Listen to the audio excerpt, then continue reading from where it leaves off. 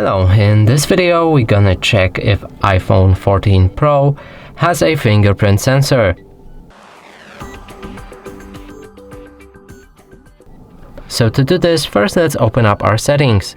Here we want to find something like a security or protection. It might be in Face ID and passcode maybe.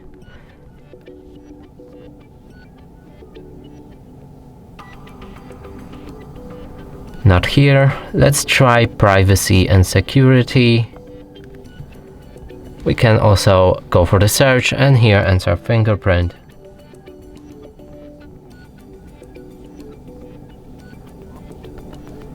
But sadly there's no information about it, and that would mean this device doesn't have a fingerprint sensor.